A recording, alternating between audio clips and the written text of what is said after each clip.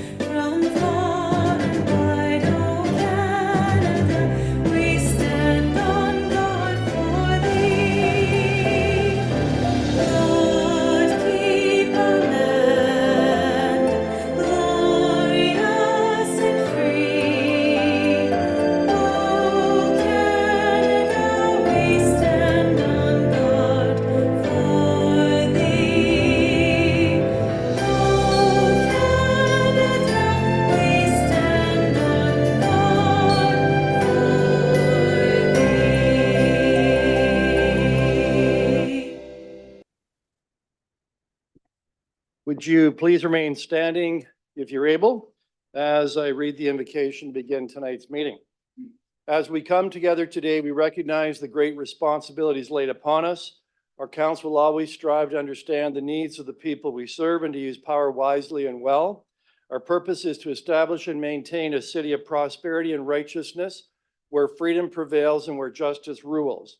Let us also not forget those who've served our community who are no longer with us, so that we continue to do the work that we must in their memory. Please be seated.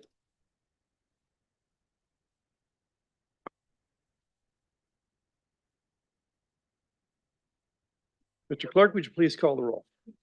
Councillor Samwell, Present. Councillor Hunt, Present. Councillor Martin, Here. Councillor Caputo, Here. Councillor Sokoli, Here. Councillor Van Tilburg. Here. Councillor Carpenter. Here. Councillor Sless. Present. Councillor McCreary. Here. Councillor Sullivan Here. and Mayor Davis. Present. So move to declarations of conflict of interest. I understand there are several members that need to declare a conflict of interest regarding items that are on tonight's agenda. We'll start with you, Councillor Samwell. The Brant County Health Unit portion of the budget tonight, 1222. Councillor Caputo. Thank you, Mr. Mayor. Police Department budget. And the nature of the reason is that my son has recently just been put onto the police auxiliary. And Councillor Samwell?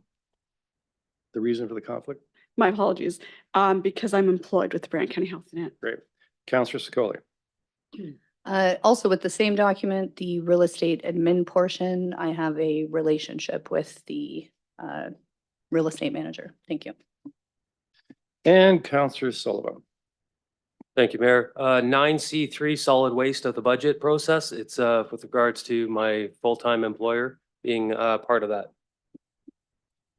Councillor Sless. Yes, back to the budget, the John Noble Home budget and the POA budget. As I have a family member employed at each. Sorry, John Noble Home and POA. Okay. Anyone else? No? Okay. So we'll now move into separating items for discussion, and we do have already some that have been separated or going to be separated. We have 12.1.2 fireworks regulation firecrackers, as we expect there to be a delegation. And then 12.1.4, the notice of intention to demolish 25 William Street. And 12.1.6, potential heritage conservation districts from the city of Brantford, as there is a delegation to speak to both of those items. We have obviously a number of items in the budget worksheet that are going to be separated for discussion. So that item will be separated as well, 12.2.2. Is there anything else that anybody wants, any other item that anybody wants separated for discussion purposes? All right, seeing none.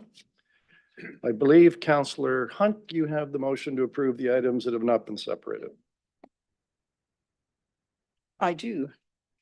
That all items, oh, sorry, moved by myself, seconded by my ward mate, Councillor Carpenter, that all items contained within the committee reports, items 12.1 to 12.2, not separated for discussion purposes, be approved.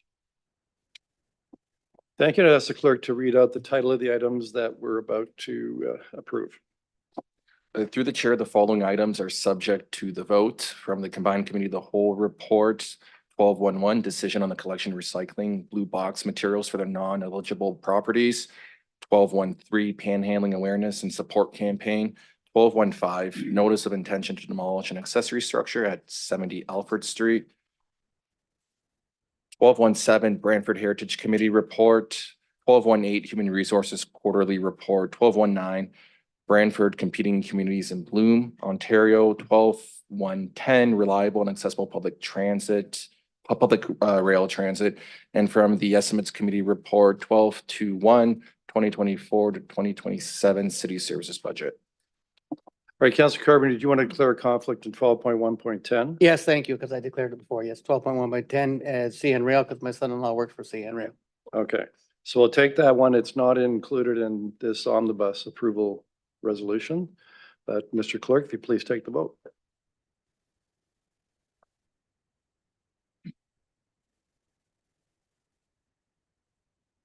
All items not separated for discussion purposes carries unanimously on a recorded vote of 11-0. Members of council voting in favor are as follows: Councillor Sullivan, Celeste McCreary, Hunt, Van Tilburg, Samuel Carpenter, Marn, Caputo, Sokoli, and Mayor Davis.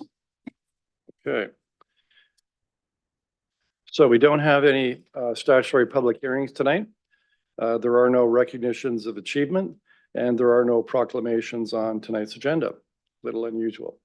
But we do have two registered delegations for this evening, and perhaps a third one if there is a vote to approve. But let's first of all deal with the rules as we normally do at this section. I have to remind the delegations that we do have certain rules of decorum that are in place for delegations as set out in the city's procedural bylaw. And they are that no person shall display any sign, banner, or placard in the meeting room other than materials which, in the opinion of the chair, are legitimate audiovisual aids necessary in connection with any presentation to be made to council. All persons present shall use polite and respectful language and shall refrain from the use of any language or the making of any gesture that is disrespectful or offensive. All persons addressing council shall speak only on the subject in debate and shall not speak on any other subject. No person shall applaud participants in debate or engage in conversation or behavior that may disrupt the proceedings of the meeting. So we have received one late delegation request regarding item 12.1.4, notice of intention to demolish 25 William Street, an undesignated listed property in the city's Brantford Heritage Register that came in at 4 p.m. this afternoon. So prior to hearing from the delegations, if someone is so interested, I would need a motion to waive the rules to allow this party to delegate to us on that issue. So moved by Councillor Samuel, seconded by Councillor Van Tilburg. Any discussion? We'll call the vote. Sorry, Councillor Martin. Yeah, can we have the name of the person that we're voting on? Yeah, it is Destiny Shackleton. Okay, so with that, this does require 2/3 vote. So Mr. Clerk, would you please take the vote?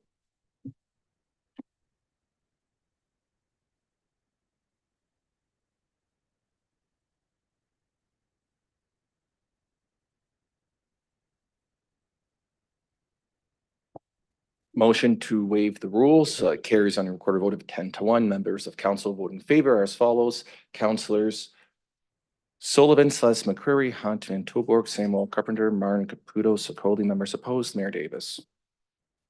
All right, so we have then 3 delegations. So I'm going to call up Mr. Krupesh Shah. If you would, I see you're here in the, yes, you please come forward, sir.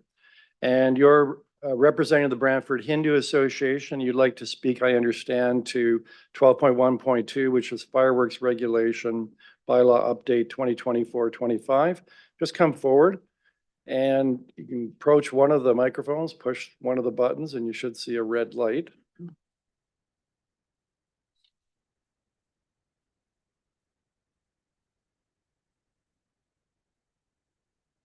So we'd ask if you please introduce yourself, and then you have 10 minutes to make your delegation, and that would include any questions that members of council have for you. Sure. Thank you very much. My name is Kripesh Shah. I'm the Vice President of Brantford Hindu Charitable Association in Brantford for 17 years, Brantford resident. I'd like to thank you, Mr. Mayor, and all the council members for allowing us to be part of this. And regarding fireworks, I'd like to say that allowing fireworks during the festival of Diwali in Brantford fosters a culture, inclusivity, and celebrates the diversity. Diwali holds significant culture and religious importance for many residents, and a firework play traditional role in the festival.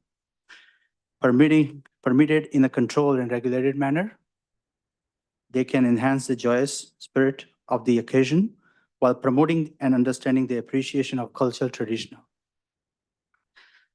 Striking a balance between safety measures and cultural expression allows communities to come together, foster unity, and shared celebration. So with that, I'd like to thank you all for considering a very important part of our culture in Brantford City. Thank you, Kripesh. We'll see if there are any questions. I'll start with Councillor Van Tilburg. How long does the celebration last for? Is it the same every year? Is it different? No, it falls on a different day. It follows the Hindu calendar, and it's somewhere between October and November. Diwali is technically celebrated for 4 to 5 days. 4 to 5 days? Yeah, the Diwali itself is only on one day, but there are a couple of days prior and after that the community continue to celebrate. And so is the intent to have fireworks on every one of those days, or is it just for the one day? Just for the one day. Okay, that's wonderful to know. Thank you. Councillor Martin. Thank you. I don't know if you saw the meeting where we discussed this previously, but at that meeting, I suggested that organizations such as yours do a bigger festival and do professional fireworks instead of everybody doing their own personal ones. Is that something that your organization might consider? Yeah, to an extent, I would suggest yes, but I would also request to allow low range fireworks like sparkles and stuff, because that really brings the significance of the festival, doing them like the community celebrating in their front yard or backyard on their own, or allowed or designated spots. Yeah, I believe that's included in what was passed, but the idea of the festival would allow you to fundraise for the next year's fireworks and do a wonderful festival and display. I hope that you'll consider that. Thank you. I'm pretty sure the community will be welcoming that, but that's something I can get back on. Good luck with it. Thank you. Kripesh, I'd like to ask you a question. First of all, I want to thank you and other members of the Hindu Association for all of your hard work and effort. Particularly enjoyed the flag raising we had last spring to mark Hindu Heritage Month.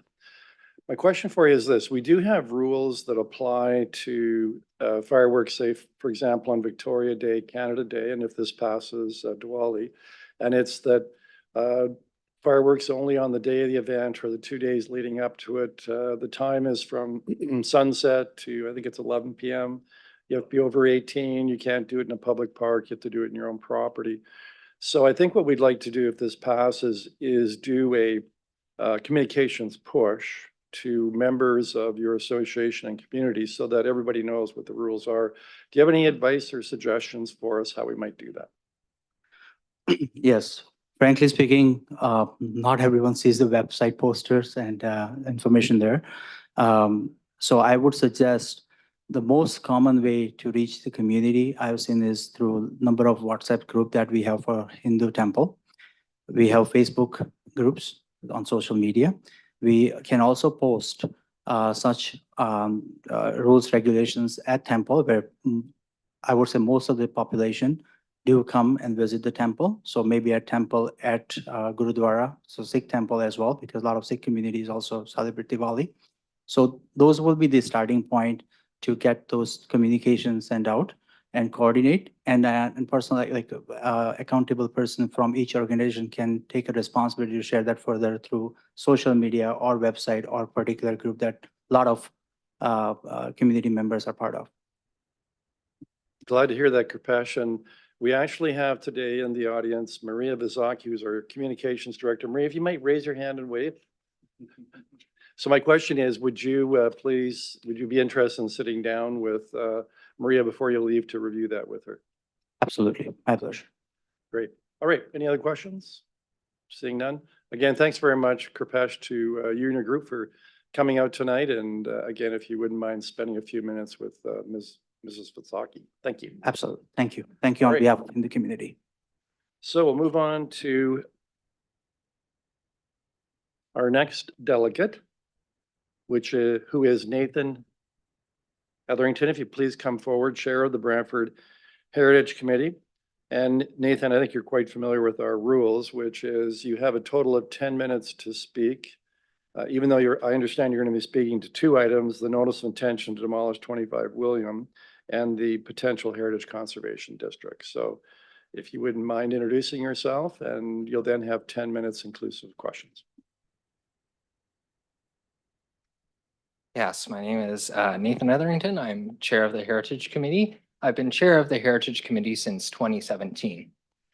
And previous to me being Chair of the Heritage Committee, we had this situation that arose where it was always a battle between heritage and development. And I think that that is a bad battle to have. And I came before you and said, we need to do better. I think we can do better. And council agreed, and we took advantage of a tool available to us called the Heritage Register. So I did that, and we came before you in August of 2020. And I remember saying to you, you get into politics or public service because you want to make a better improvement for your community. And by completing the Heritage Register, we had accomplished that. Unfortunately, our provincial government had other ideas. They changed the rules in the middle of the game twice on us and made us rethink our approach. So in this situation, when I watched the meeting of January 16th, I feel like things have gone off the rails a little bit. I was disappointed to hear that full due diligence had been done and everyone had been consulted. However, the Heritage Committee was not consulted. We had our meeting in December, and members of committee asked questions and received no information or different information than was presented here on January 16th. And that gave me cause for concern. It made me think that we are heading back to Act 1, Stage 1, Act 1, Scene 1, sorry, of returning to that battle of heritage and development, battling against each other rather than looking for ways to have both working together. So one of the items that was discussed at our Heritage Committee meeting was we asked about units, plans, drawings, and we had none. And at that meeting of January 16th, we had substantially different information. And the mandate of the Heritage Committee requires us to give you relevant comments on demolitions. And when the Heritage Committee does not receive appropriate information, it's very hard for us to provide those relevant comments back to council and also to have a working relationship with with developers. Many of the members of the Heritage Committee as well expressed concern over the state of the building. We also asked to see an engineer's report, something like that. No information was provided. A member of the Heritage Committee had toured this building and had said that people were getting in when they had toured it and had been some months since then. So the Heritage Committee as well expressed concern over, the security and the state of the building. And that was as well passed in the motion or in the comments that we forward to you. And I hope that you read them.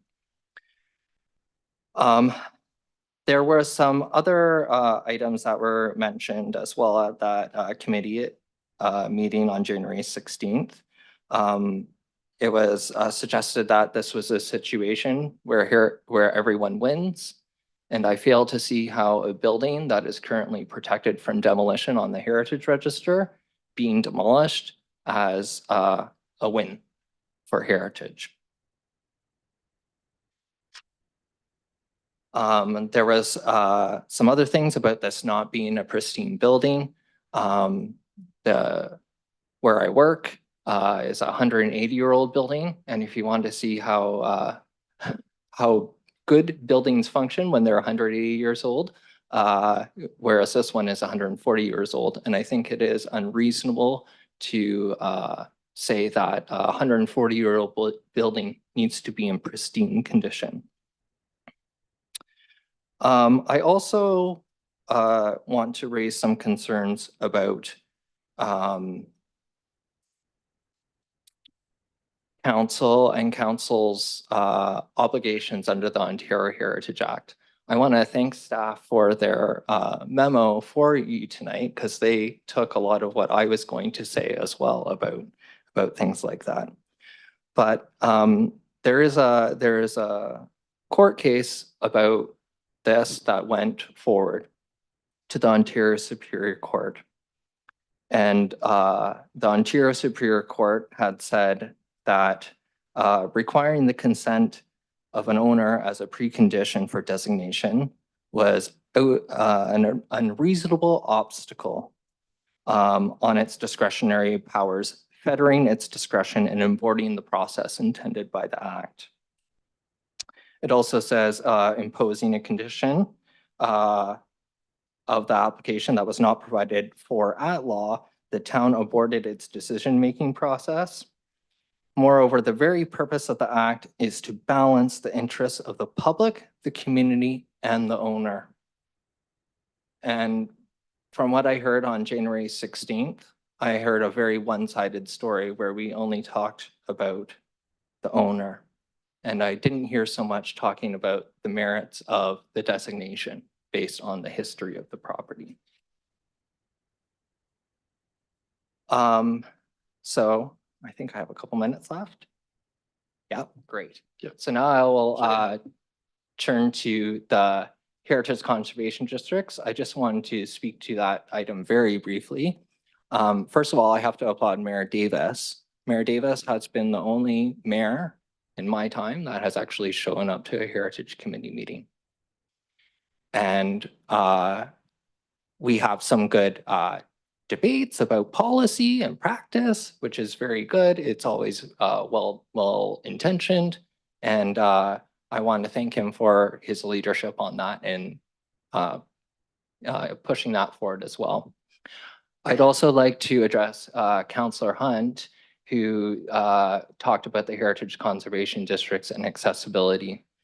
We have a small professional development budget every year for the Heritage Committee and for some of its members. And one of those conferences that we attended was about accessibility with heritage buildings. And if heritage buildings are not accessible, they're not economically viable, and they're not really good buildings for the community. So we really do have to sometimes change our approach, change our ways of thinking in order to make sure that those buildings are accessible to people. And I think that you are very right. It would be great to have some input and say from the Accessibility Committee And I know council is also undertaking the mandate review of committees. And it may be worth considering cross-appointing a member from the Accessibility Committee who also sits on the Heritage Committee so that we do not lose sight of those concerns as well. So I know I haven't been here for a while, so I kind of have done a big sweeping overview of a whole bunch of things, but I want to thank you for your time and appreciate the work that council does. So thank you. Thank you, Nathan. Nathan, we'll see if there are any questions. No? Again, thank you very much, Nathan, for coming out, and we will be dealing with these two items near the beginning of our agenda. So I'm going to call forward this virtual. All right. Destiny Shackleton, who wants to speak to us in respect to the intention to demolish 25 William Street. And I believe that Ms. Shackleton is coming to us virtually.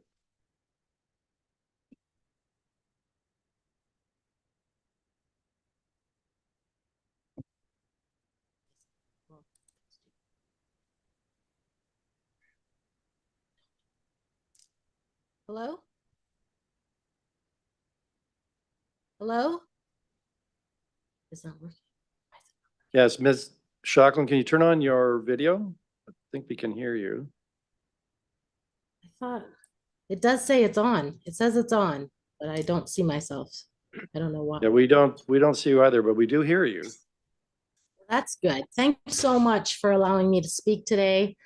I live across the street from the Red Cross building, and I have since 1986. I love that building. I think it's a beautiful building. It would break my heart to see it torn down. It is very accessible. There's ramps at the front and the back, and I would like it to be repurposed as like a helping house for people with special needs. And it's just a project I'm very, very, it's close to my heart. My friend passed away over COVID in a house that, like, in a residence where he was locked down and he had no life, and I want to create life for people. I used to hate myself and feel like I was a worthless burden, and I've changed my perspective and my outlook, and I want to help other people do the same. I think that building is the perfect place for it.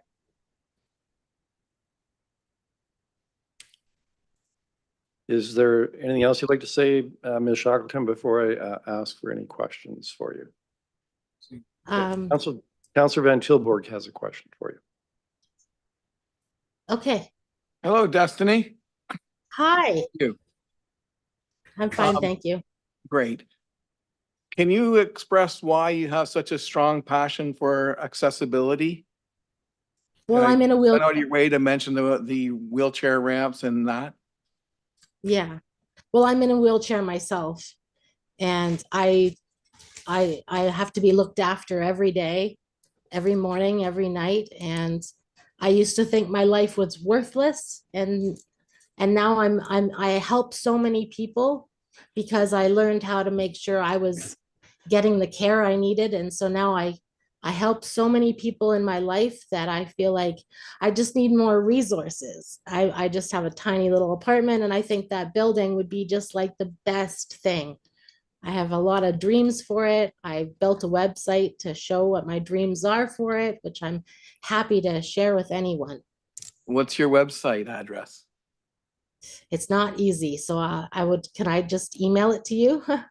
I guess you could email it to myself and I'll forward it to the clerks. Beautiful, thank you. I did send it to the clerks today, but yes, I will. Okay, then we should have it. Mm-hmm. Okay, I have no further questions. Thank you. Any other Thank you. questions for Destiny?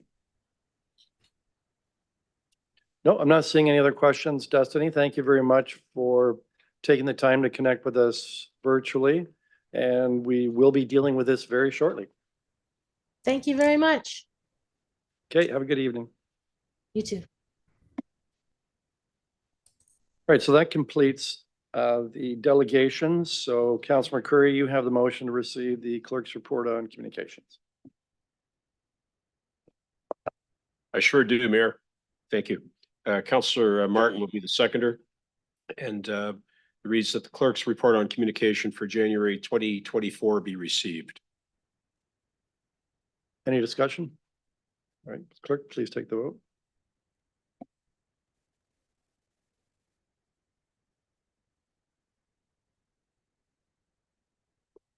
The clerk's report on communication carries unanimously on a recorded vote of 11-0. Members of council voting in favor are as follows. Councilors Sullivan, Celeste McCreary, Hans Van Tilburg, Samuel Carpenter, Martin Caputo, Sokoli, and Mayor Davis.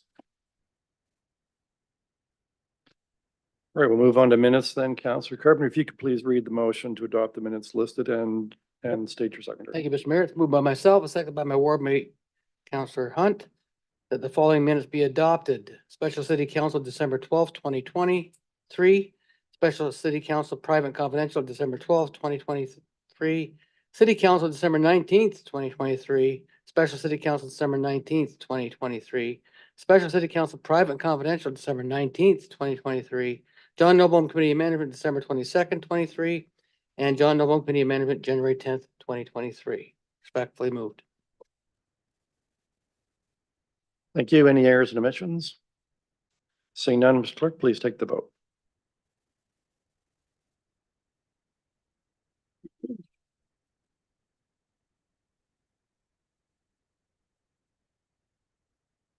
The approval of all minutes carries unanimously on recorded votes. Members of council voting in favor are as follows. Councilors Sullivan, Celeste McCreary, Hunt Van Tilburg, Samuel Carpenter, Martin Caputo, Sokoli, and Mayor Davis. All right, so we'll then go into addressing the items that have been separated. Councilor Caputo, could you please read the motion to put the items on the floor?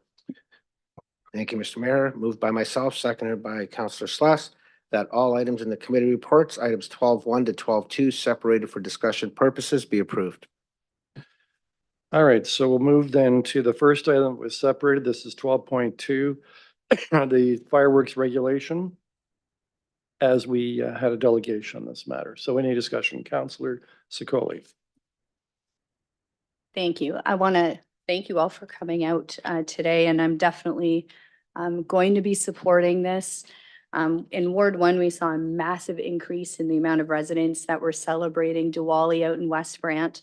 And unfortunately, along with that came a number of people who were getting tickets from our law enforcement, from our bylaw enforcement, for celebrating their religious freedoms. And that's really unfortunate. And it's not really fostering the spirit of an inclusive community. And we want to make sure that everyone's feeling welcome. So I do think we need to work on spreading the word of, complying with celebrating in reasonable hours. And I think we can do a little bit better if we all work together. We can spread the word, and I'm hoping that I can be of help to, at the very least, the community members in Ward 1 in West Brant who do celebrate Diwali. I'll open my arms and extend that invitation to collaborate with me so that I can assist you with getting the proper permits and help spreading the word of the bylaws that we need to comply within. So I will just mention to city staff, I know Mayor Davis mentioned working with the various communities who do celebrate Diwali, but I would like to see us creating ads and signage in the appropriate language. I know that in Ward 1, there's sometimes a language barrier, and I would like to make sure that we're communicating appropriately and in various languages so that, we can do our best to make sure that everybody understands the rules. But yeah, thank you so much for coming out. Full support from me, and definitely reach out to me and I'd be happy to help you next year.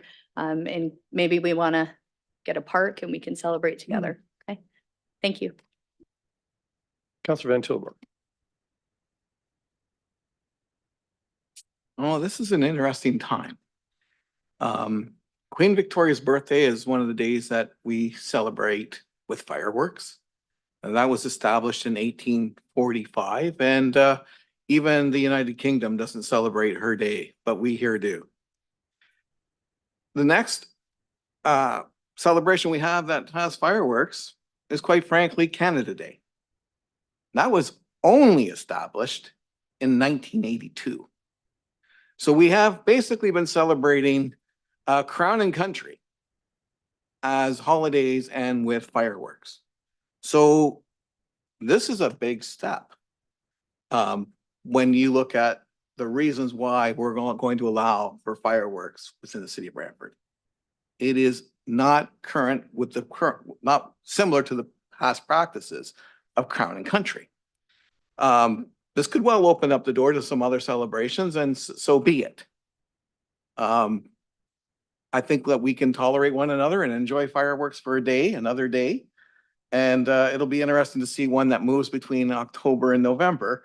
I will be confused until I hear the fireworks go off and I'll go, I know what it is. So I'm going to support this, but I just want it recognized by those who've come and asked, and the fact that I can't even remember who put this on the floor. I'm sure that they will speak to it. But, you know, this is a big thing. It's not just about fireworks. It's about a change in our society.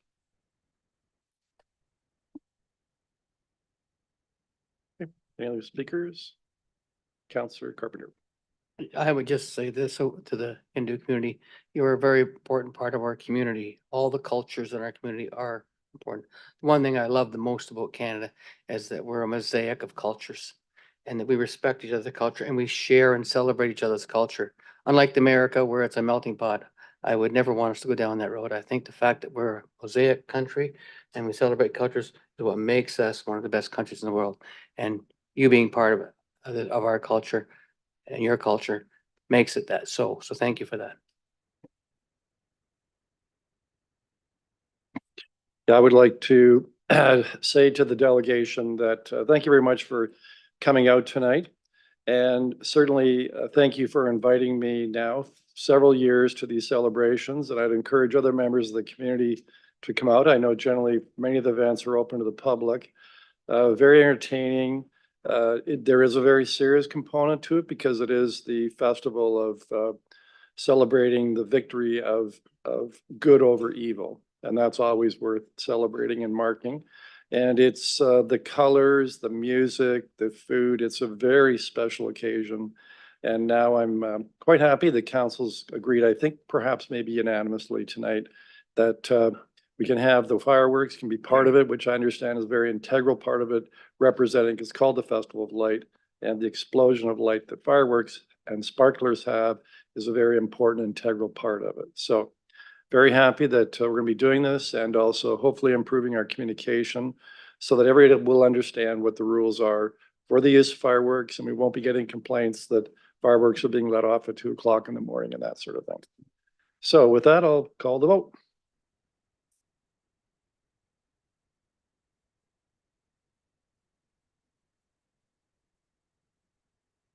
Item 12.1.2 carries unanimously on a recorded vote. Members of council voting in favor are as follows: Councilors Sullivan, Celeste McCreary, Hunt Van Tilburg, Samuel Carpenter, Martin Caputo, Sicoli, and Mayor Davis.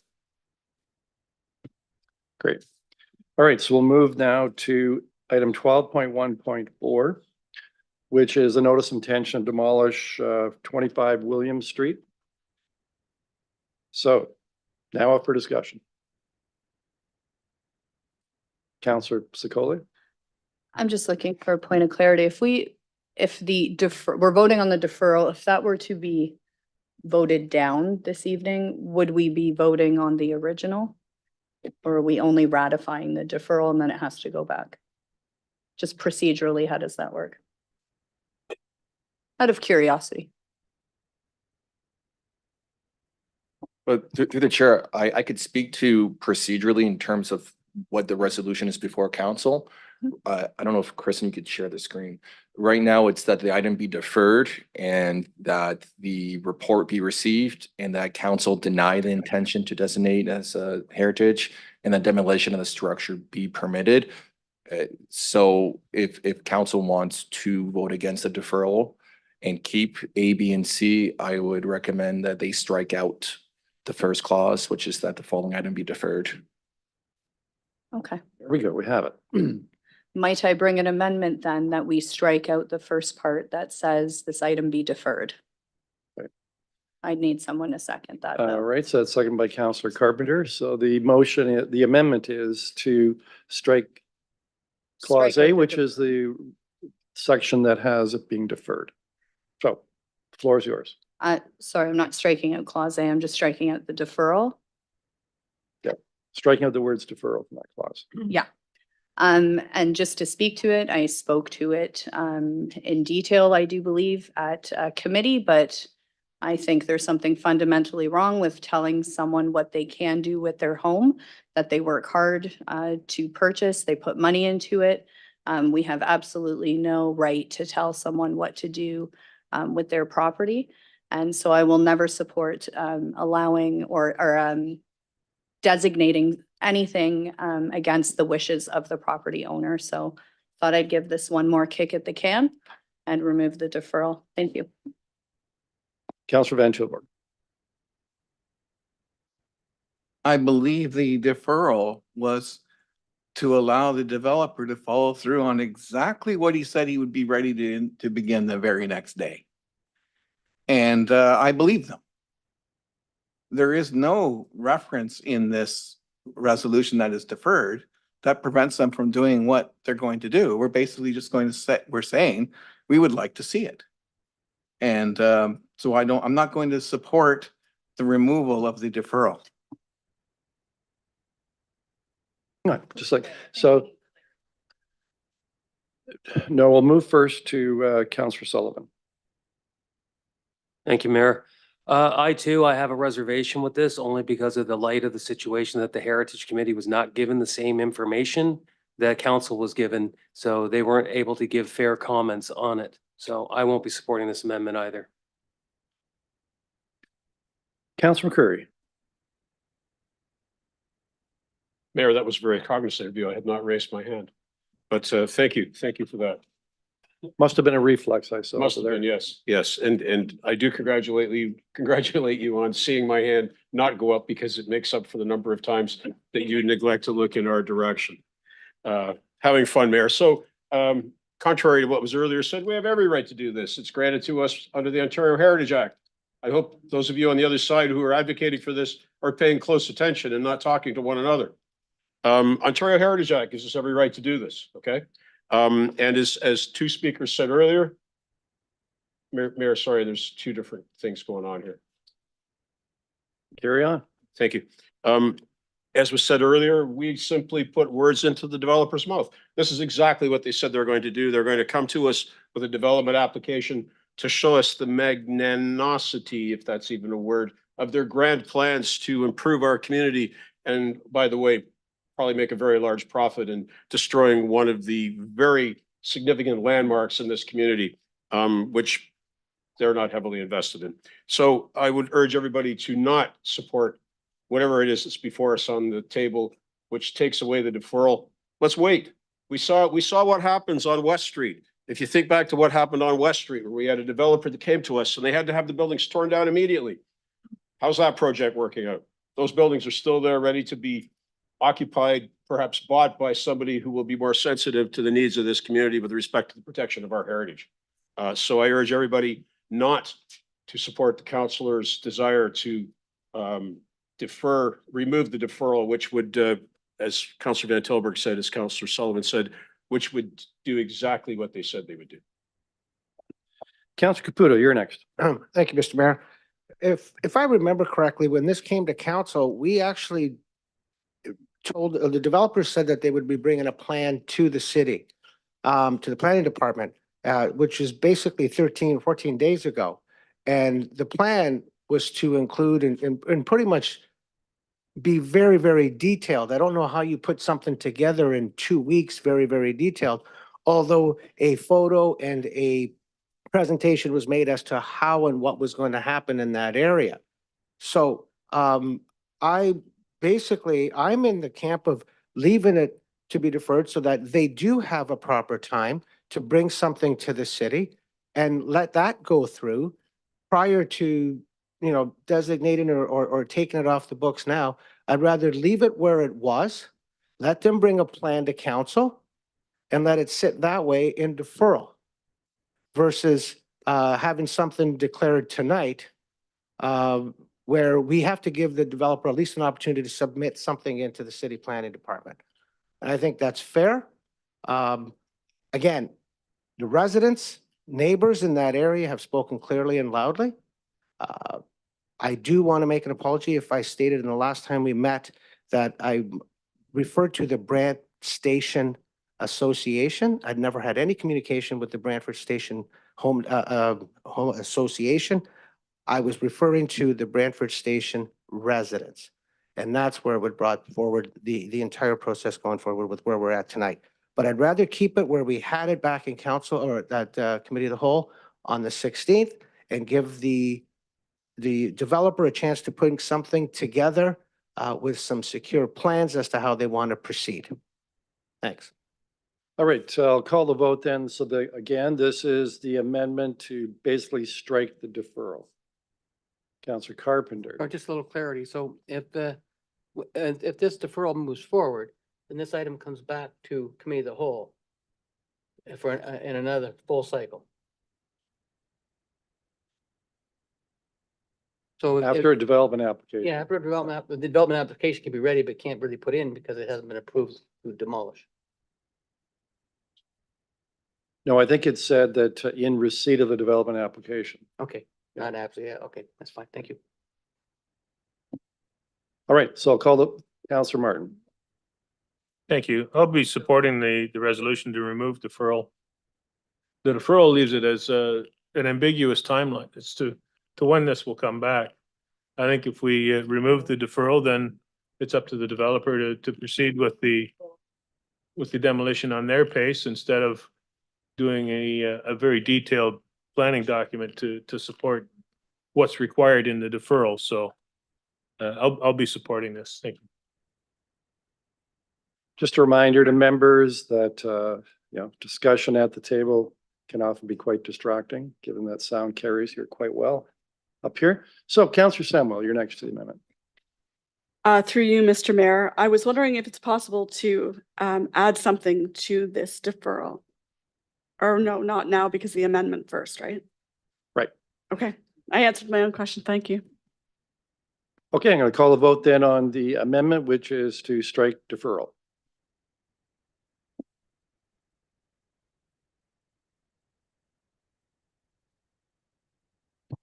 The amendment to strike out deferral is lost on a recorded vote of 3-8. Members voting in favor, Councillors Sokoli, Caputo, Martin. Members opposed, Councillors Sullivan, Celeste, McCreary, Hunt, Van Tilburg, Samuel, Carpenter, and Mayor Davis. All right, so that's not amended. So any discussion on the motion not amended? Councillor Samuel. Through you, Mr. Mayor, now can I add something to the deferral? I would like to add that it needs to, proper information needs to be given to the Heritage Committee as well as having the plans come to us. So can we say then that you're putting forward amendment that the deferral include appropriate consultation with the Heritage Committee? That's perfect wording. Thank you. All right, is a seconder on that? Seconded by, okay. Sullivan, seconding that. All right, please. All right. I'd hate to rule anybody out of order. So your amendment's on the floor. If I can have any discussion on the amendment. All right, Mr. Clerk, if we could please have the vote on that amendment.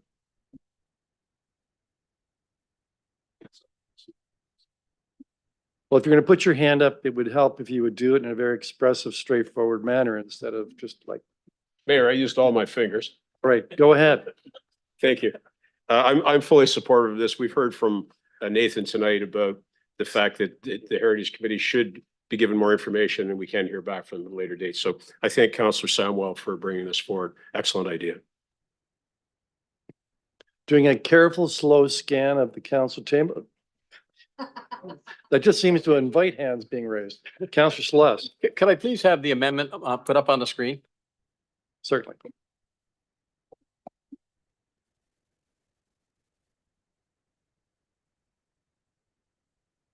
Thank you. All right, we'll take the vote.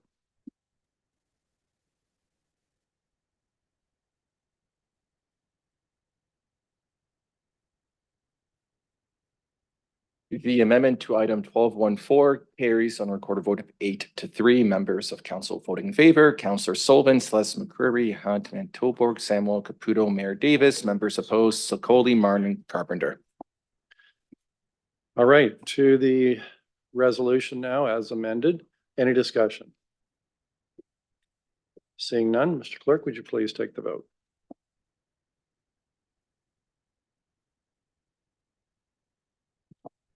12.14 as amended carries on a recorded vote of 10-1. Members of council voting in favor, Mayor Davis, Councillors Sokoli, Sullivan, Caputo, Celeste, Martin, McCreary, Hunt, Samuel, Van Tilburg. Members opposed, Councillor Carpenter. All right, so we'll move on to item 12.1.6. This is the potential heritage conservation districts within the city of Brantford, separated because we had a delegation. So discussion. Councillor Samuel. So I actually have an amendment for this, unless you would like me to wait till other people speak first. All right, let's just see if anybody wants to speak to it before we take your amendment. Not seeing any hands raised. Go ahead, Councillor Samuel. Okay, moved by myself and seconded by Councillor McCreary that clause B be amended to include Victory Housing in Ward 5 as a potential heritage conservation district. And if I can speak to that.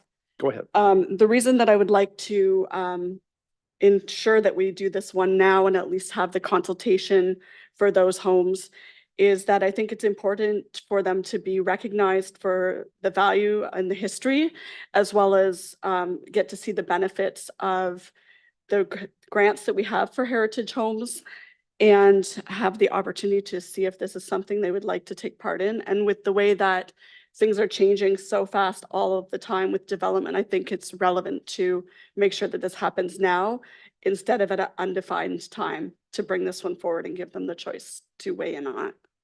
Thank you. Thank you. Any discussion? Councillor McCreary. Mayor, thank you very much. I support Councillor Samuel's amendment, certainly. I think it's important to get this on our plate. I'm not sure what order we want to eat from, but it should be on the plate so we get to this in the near future and it doesn't fall off our agenda. Councillor Van Tilburg. Yes, I'll be happy to support this, strictly for the reason that I would rather have the community ask and hear back from them, than get eggs thrown at me. They can take it or leave it. It's up to them. But I'm just, you know what, you may like this, you may not like this, but that'll be your decision. And I think it's good that it's a kind of a unique area. I never thought about it until it was floated past me. So I'll be curious to see how the community thinks about it. And I hope we all support it. All right, I'll call a vote on it.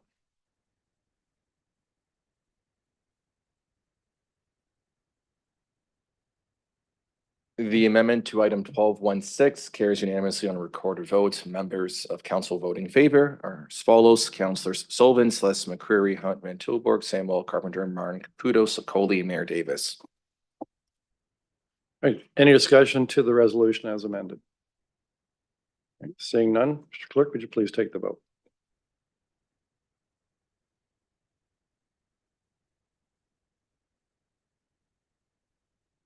Twelve one six as amended carries unanimously. 12.16 as amended carries in recorded vote of 10-1. Members of council voting in favor are as follows: Councillors Sullivan, Celeste McCreary, Hunt, Van Tilburg, Samuel Carpenter, Martin Caputo, Mayor Davis. Members opposed, Councillor Sokoli. So we'll move now to item 12.1.10. This is the CN Rail resolution, separated because of the Councillor Carpenter's conflict. So any discussion? Seeing none, call the vote.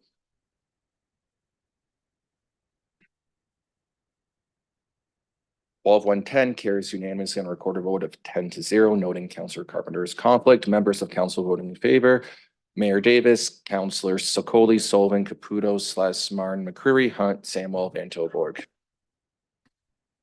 All right, so now move to the last item that was separated, 12.2.2. That's the budget worksheet, the recommendations being made by Estimates Committee and now Council for the final budget. We have a number of items that are separated because of conflicts. What I intend to do is deal with each one of those separately to begin with. And then at the end of that, we'll have the voting on everything else that's not separated, or perhaps other amendments that council members might put on the floor. But first, we'll deal with the items separated for conflict purposes. And the first item we're going to deal with would be the solid waste portion of the budget because of Councillor Sullivan's conflict. Any discussion on that? Seeing none, Mr. Clerk, call the vote.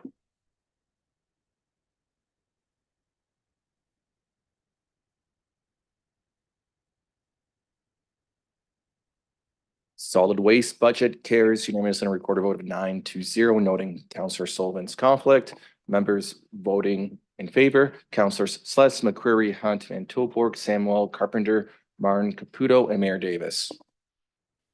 We'll now move on to the portion of the budget dealing with the Brant County Health Unit, and because of Councillor Samuel's conflict, any discussion on that? Seeing none, I'll call the vote.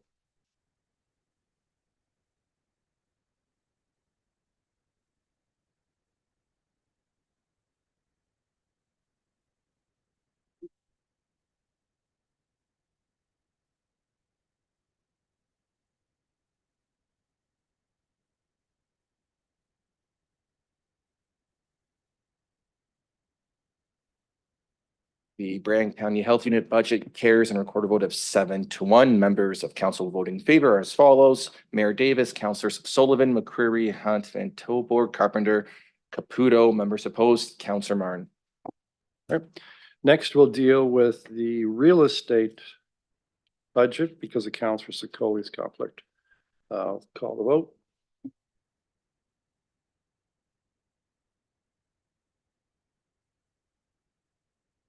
Yeah.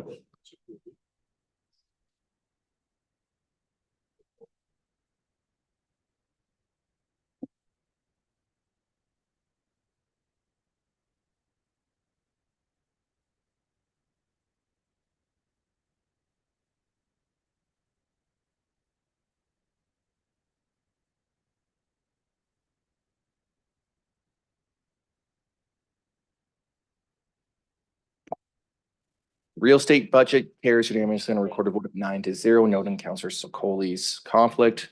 Members of council voting in favor, Mayor Davis, Councillors Sullivan, McCreary, Hunt, Van Tilburg, Samuel, Carpenter, Martin, Caputo. So we'll now deal with two items together unless anybody wants them separated. That would be the John Noble Home and the provincial offenses court budget because of Councillor Sluss's declared conflict. Not seeing any discussion, I'll call the vote.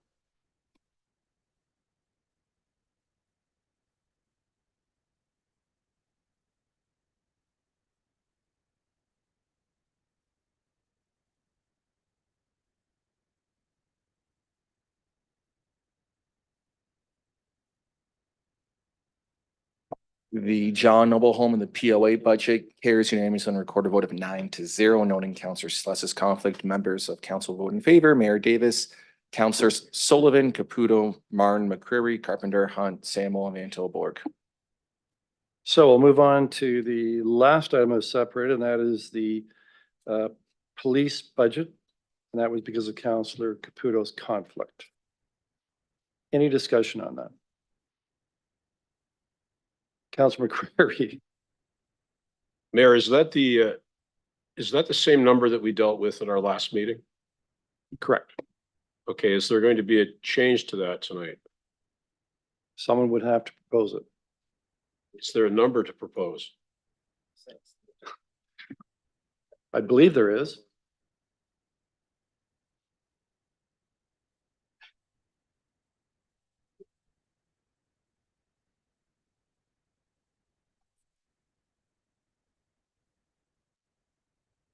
Yeah.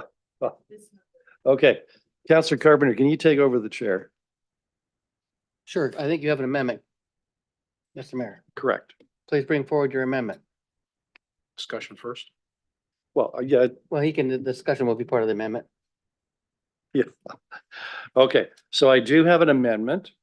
And the amendment is that Appendix A of item 12.2.2 be amended to set the Police Services Board budget at $48,556,491, seeking a seconder.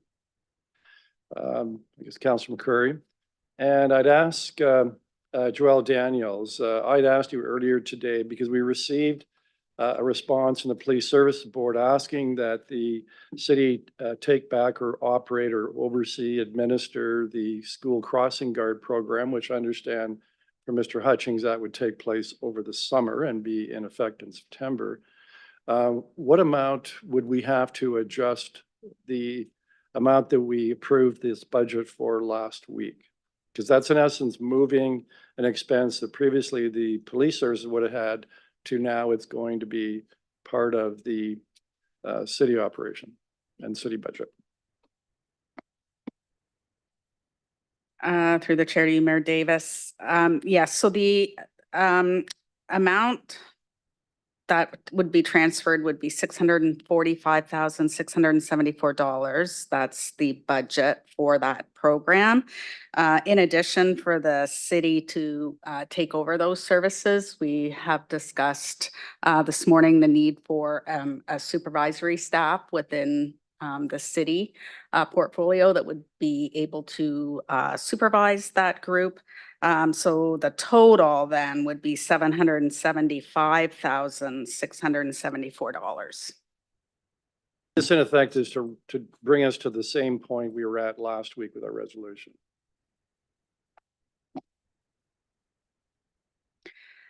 Yes, that's correct. Another adjustment of $775,674. Yeah, and so, Mr. Chair, I'd say this, that, I mean, the intent of this is police services have asked over 2 years for a 25% increase this year and next year.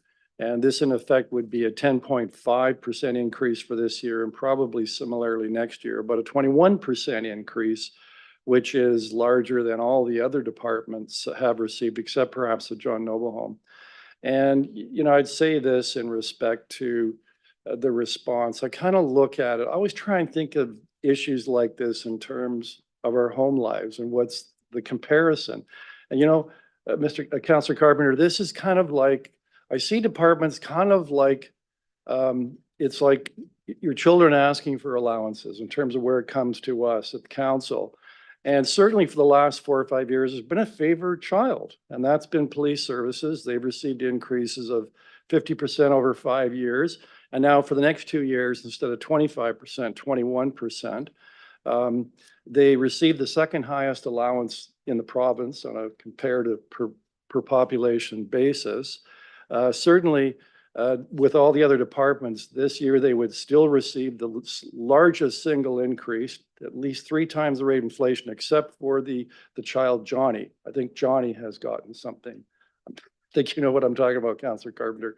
And so, you know, I thought this was the year that we would be helping the other departments in terms of the allowances allocated to them to help them catch up from the last 4 or 5 years.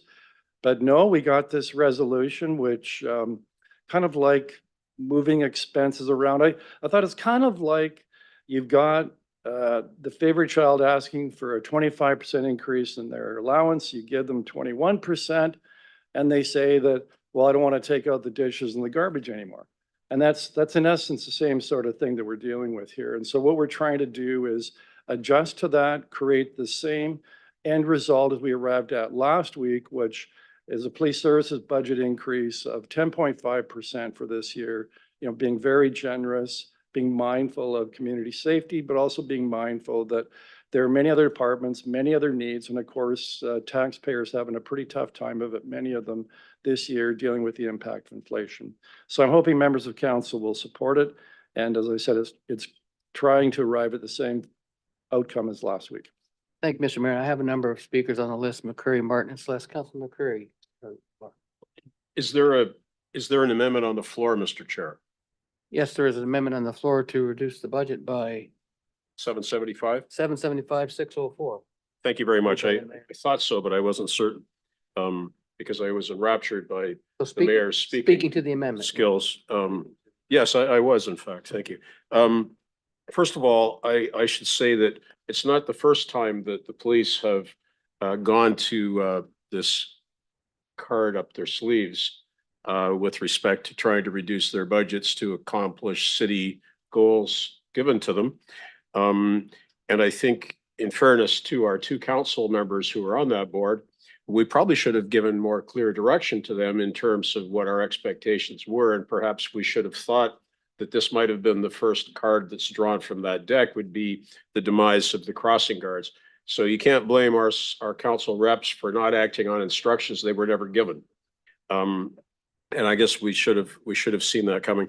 But I think on the whole, the police budget represents a tone deafness to the needs of this community, which are food and shelter. And that's been made more and more difficult by the senior level of government and by their misguided policies and practices that have driven inflation through the roof while accomplishing nothing for Canadians, and at the same time giving away billions of dollars to folks in other countries. So I think that that this budget does not necessarily even serve the rank and file out at Elgin Street. I think what it does is it creates a whole echelon of folks that are behind the scenes police officers, some of which are probably necessary, some of which I see no need for whatsoever. And I don't think I've been shy about saying this for the last couple of years. As the mayor said, this organization has received more money than most in the province. We pay per capita a heck of a lot of money compared to other communities. And I think it's, you know, I think there's also an analogy to be made to a greedy pup that licks from the dish, denying money to others who are more in need. I would be inclined to cut even more from this budget, but I am satisfied to let the mayor follow the course of action because it is his budget. And at the end of this process, I hope we will all be happy with his achievement. Thank you, Councilman Curry. I have Councilman Martin next, but before you could start, Councilman Martin, the kind of comments that we heard about that were, in my opinion, derogatory towards individuals, we'll keep them from doing that. Please refrain from doing that, all members of council. I haven't said anything yet. I'm reminding all members of council, Council Martin. Okay. I'll be supporting the amendment. I was disappointed at the Police Services Board when I explained that this is just smoke and mirrors, transferring money from one pocket to another, and that it violated the spirit of what council was asking for by sending the budget back to the police. So I look forward to having the discussion at the Police Services Board again to find the additional money, because I've got some ideas that hopefully we'll see some reductions that will meet this target. But yeah, that's all I can say on that.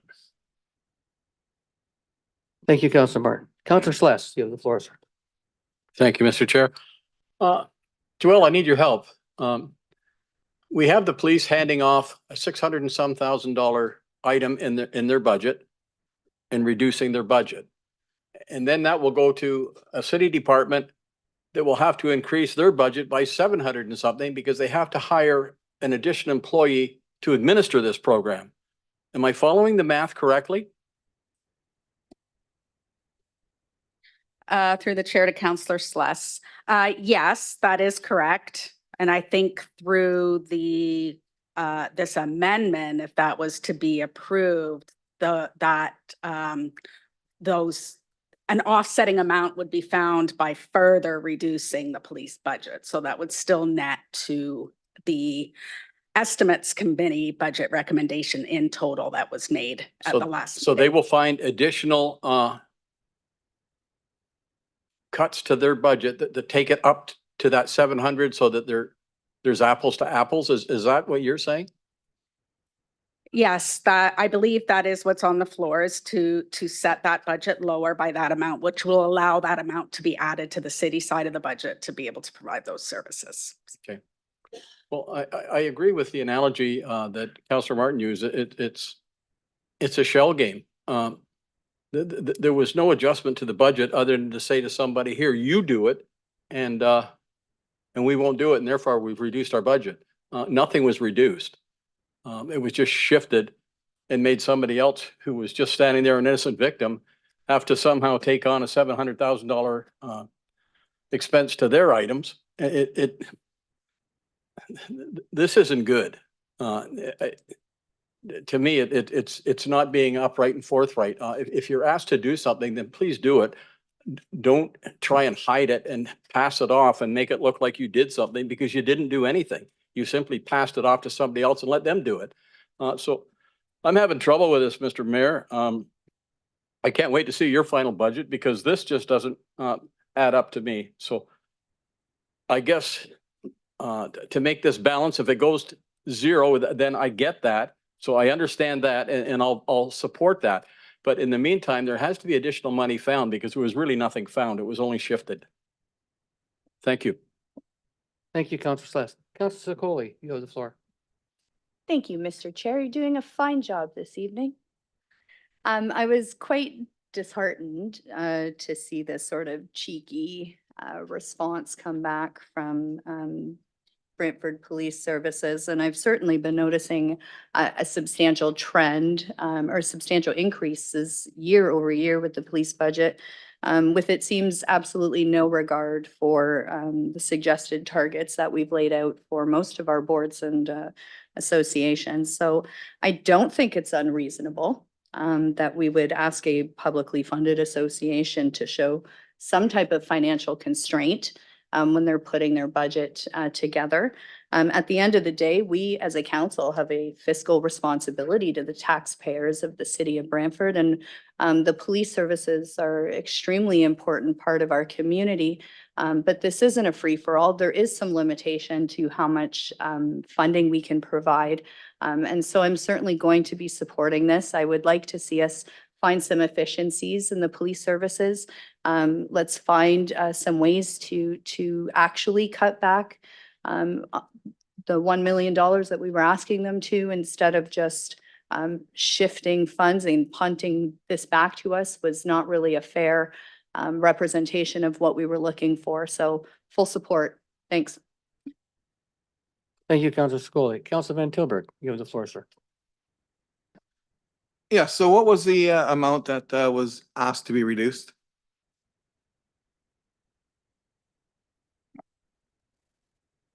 Through the chair, the further reduction No, and That's- the original, please. from a week ago, Yes, $1,075,000. $1,075,000. Yes. All right. And see, I'd always wondered back and forth about if we ran the crossing guards, if we could do a better job or not, cheaper. And it doesn't appear so. Right? It clearly doesn't appear that we can do it more effectively than the police board can, or the police services can.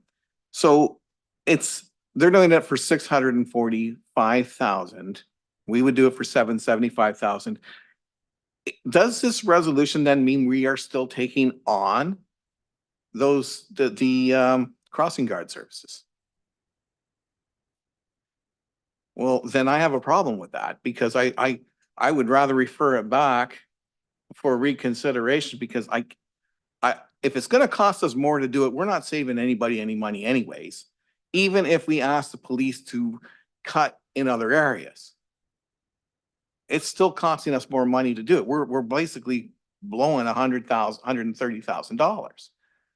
I don't want to do that. I believe it is, the real number is the 645 from that $1,075,000 that we're having a discrepancy over.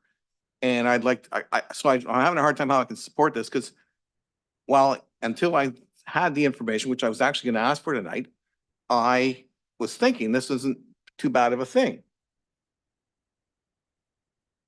But now I do. So I'm not sure how I can support this because I don't want to take that on. Thank you, Councillor Van Tilburg. Councillor Sullivan, you have the floor. Thank you, Chair. You're doing a great job. I just want to throw some clarity out there. The reason for the 775 is to cover off the 125 that we're going to be spending over and above their cut. Is that correct, Joel? That's correct. I believe what the amendment would achieve is that the police finds the savings, additional savings that would mitigate the entire cost of the program as it currently stands and find additional savings that would offset the costs of the city to So, provide for proper supervision. so apples to apples, we're looking at the million we asked them, this now turned into 1.1 that we're asking them, essentially, in order to cover off the additional costs the city's taking on.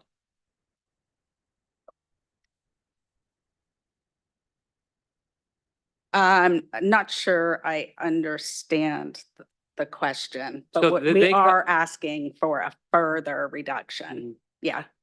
I Okay. believe the answer is yes. Okay. I think I'm just coming at it at a different way. Thank you. Thank you.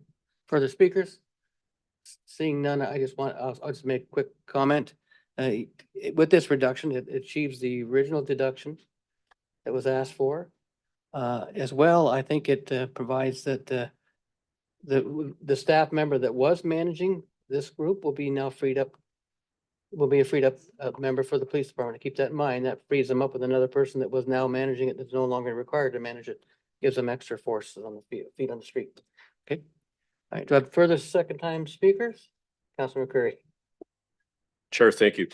And I apologize for calling somebody a greedy pup.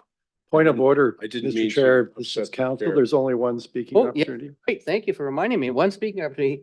He's pretty good at that, isn't he? This is the first time this item's been before. No, it's an amendment to an item. No, it's the same Yeah. thing. It's one time. Sorry. He's right. He's absolutely right. Thank you. Thank you, Mr. Mayor. So I'm going to call the question on the amendment.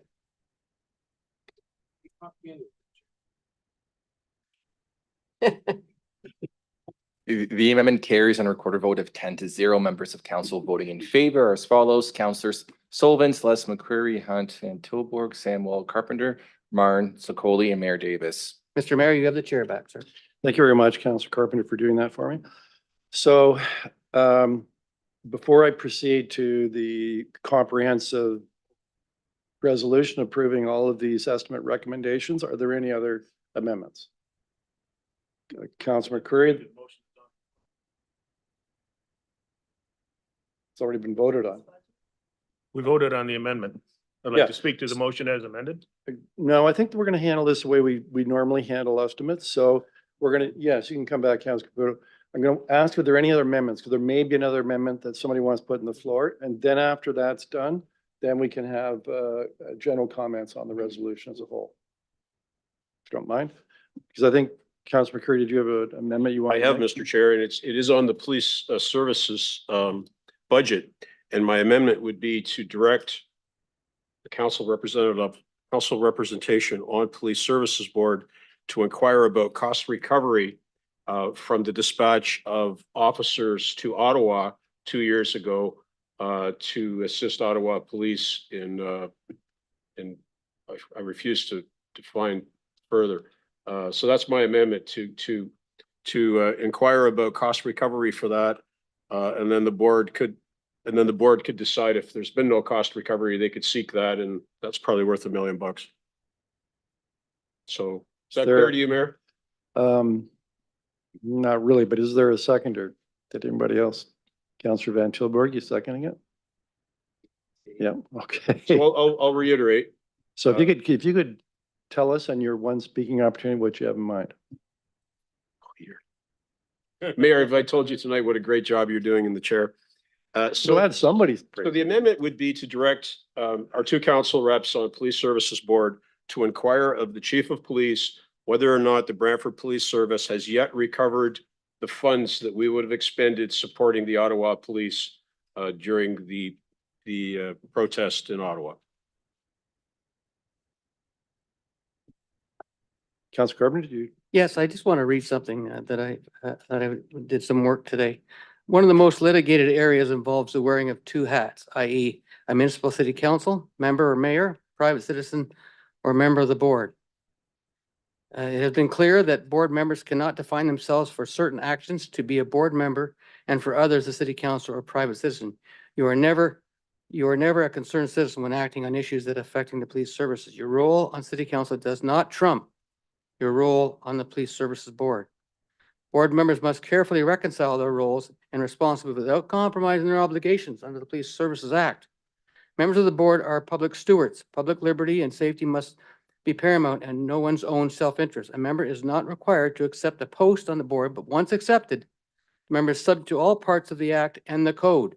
A person who is unable to reconcile the two roles should not accept a posting to the board.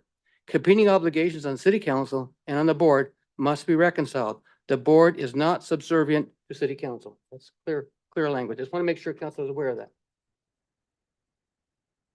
Thank you for that. Councillor Van Tilburg. A point of order, Mayor. Okay, we'll deal with the point of order first. We What's asked the the point of order? counselor to provide members of council with the reference and citation for that, so we could all learn from it. I'll send it to you later. All right. Thank you, Councillor Carpenter. So Councillor Van Tilburg. As a secondary of that, I need some clarification. Was there some wording that says direction to counselors, or is there a way that we can word it that says the same thing without direction? And is there somebody in legal that can actually explain what was just the heck read to me? Please.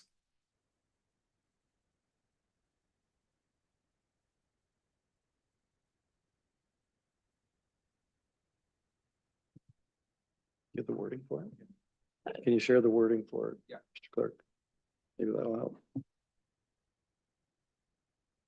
Through the chair, City Solicitor Kim Jolly. I am unable to provide any legal advice with respect to that specific topic that you have asked about this evening, other than to say that as councillors who also sit on the board, you do have to respect the various responsibilities that you have in both roles. Councillor Slauson. Thank you. It was very interesting listening, but I don't know the source of it. Is that out of the Police Services Act? Or is that somebody's opinion, or what is that?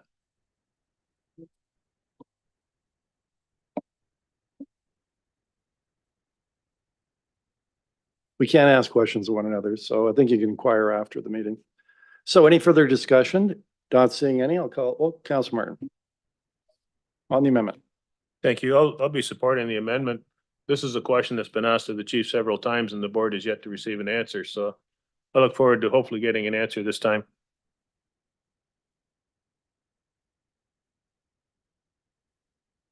Right, I'll call, sorry, Councillor Hunt. I'm just going back to the wording that says we are asking council representatives on the Police Services Board to bring back an answer to council. I just don't know that that's the correct. Sorry, no back and forth banner. We've got the resolution before us. I guess if you think it's appropriate, vote for it. If you don't vote for it. Okay. Any further discussion? All right, I'll call the vote on this amendment.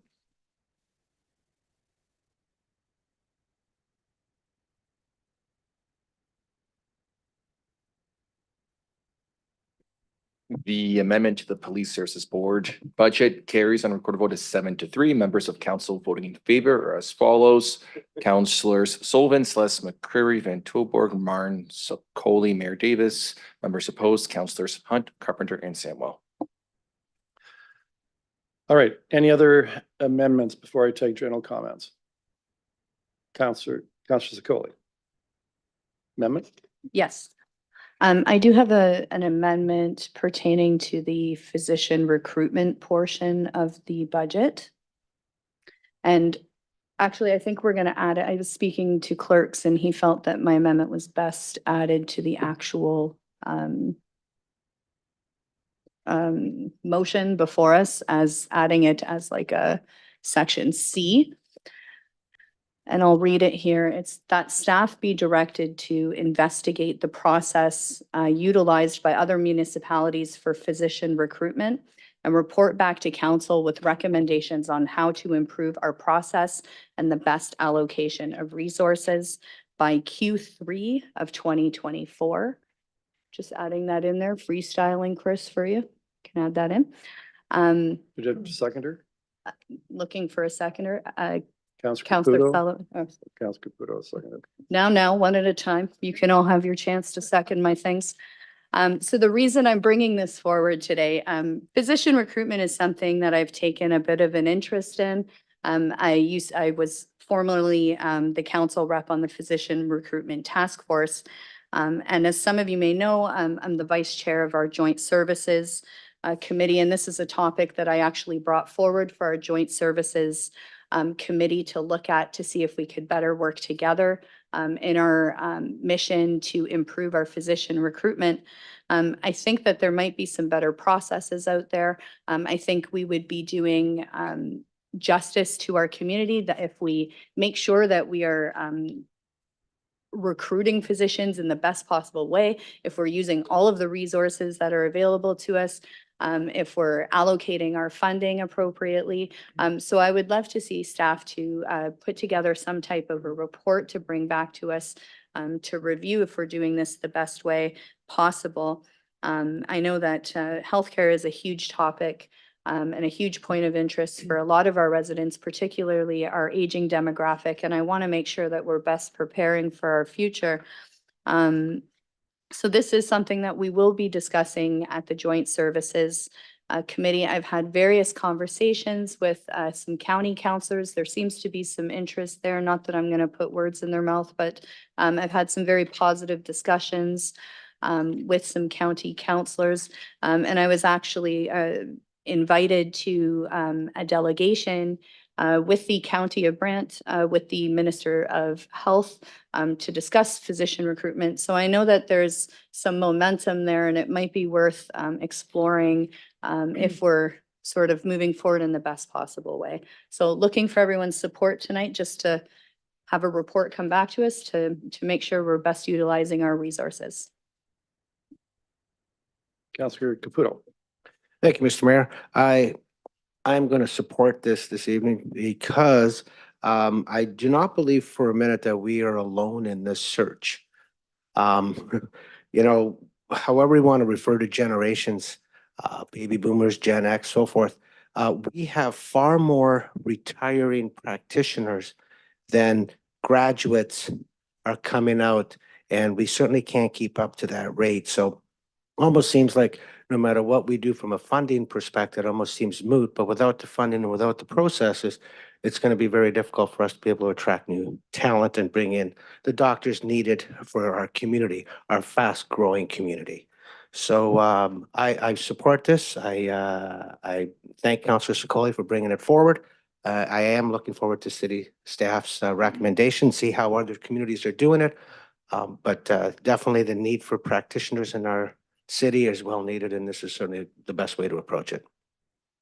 Councillor McCurry. Mayor, thank you. I think I did comment up on the correctness and efficacy of your endeavors tonight. I won't do that again until need be. I wonder if I might ask the mover of the amendment, in as much as this does not bear upon the financial aspect, if that might be held as a notice of motion and allow a greater discussion on that, having in as much as I'm the current rep on the physician recruitment task force, there was a discussion among some of us in the last couple of days, and I'm sorry, I didn't know this was coming forth, but if I could prevail upon the movers simply to wait till next month and enjoy the additional input that we've developed in the last couple of days. You've already spoken once, but I'll take it as a point of clarification. Why don't you tell us?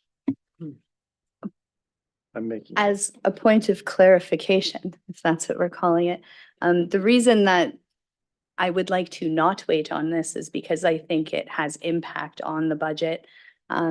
If you know you're kind of shopping for a car, you don't necessarily invest in new rims. So we should probably know if we're going to be investigating how we're going to be allocating our resources before we decide if we're going to start increasing the budget. Okay. All right. Any other? Still have about a minute left. Yeah. Want another use? Yeah, I bent the rules to allow it. So let's continue on. I don't see any other raised hands. We'll call the vote.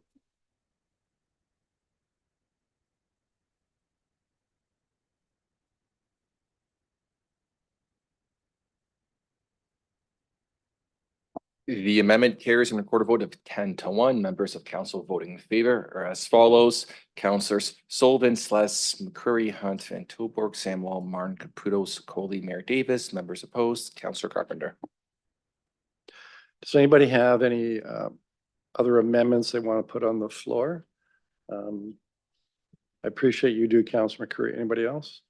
Okay, Councillor McCreary. Mayor, I can wait a while if you want to. Doesn't look like anybody else has any, so You could inquire further if there's any others. So, just being fair, making sure everybody has a shot at it. yeah, no, I appreciate that. You are nothing if not fair, Mayor. It's moved by me, seconded by Councillor Samwell, that Appendix A entitled Budget Worksheet be amended to include an incremental budget increase in the amount of $350,000 to the Family Physicians Recruitment Committee to be allocated as follows. And you can see it in front of you. And generally what it does is it increases that budget by $35,000 for each of our 4 years in the 4-year budget. And let me say this, Mayor, that Councillor Caputo alluded to the number of senior doctors that we have. And we have a significant cohort of people who are ages 60 to 65 and 65 and over who are providing family medical services in our community. And most of those folks are quite eligible to go anytime soon. And it's certainly a concern for us because the city of Brantford and County of Brant share exactly the same statistics as every other jurisdiction in Canada. And that is that 20% of our population does not have a family doctor. City of Brantford, County of Brant combined, that would be about 25,000 folks who have only walk-in clinics and emergency room BGH to rely upon for their first tier medical needs. And you know, I hear from a lot of people, they move here from other communities and they don't dare turn their backs on their doctors in Toronto and Hamilton and Oakville and London because they can't get one here. So we can hark back to the amendment prior to this, which is looking at best practices elsewhere. And there will be more to come on that front with respect to initiatives the city of Brantford can possibly undertake, not only to recruit physicians, but to create another tier of medical care in our community. But what I urge is that we support this tonight and endow that fund with money that we will use to recruit and maintain first line family doctors in this community. The money is needed. There may come a point in time when we reevaluate exactly how that money gets dispensed, but it's absolutely critical that we establish this plan for 4 years to properly fund the initiative before us, and that's to attract doctors to service the people in our community in need. Any discussion? Council? Okay, Councillor Sicoli and then Councillor Samwell. First and foremost, I would like to separate all of this. And I'm looking for some clarity. Year one, are we, because they, I believe, had asked us for 100,000 or 110,000 year one. Are we looking to increase that number by 35,000 or only give them 35,000 on year one? And I know you can't answer me, so maybe someone on staff can answer if anyone knows what the increase by 35. I'm hearing an increase. by That's our 35. understanding, yes. Okay, so first and foremost, I would like to separate all of these years for the vote because I don't want to, I know that a group will budget for future if they feel like money is coming in the future, and I don't want to set that tone, but I also don't want to take our foot off the gas this year. Physician recruitment is extremely important, and I want to make sure that we're continuing to move forward in recruiting our physicians here, but I don't necessarily want to commit to a budget increase of $100,000 more than they've asked us for off the hop.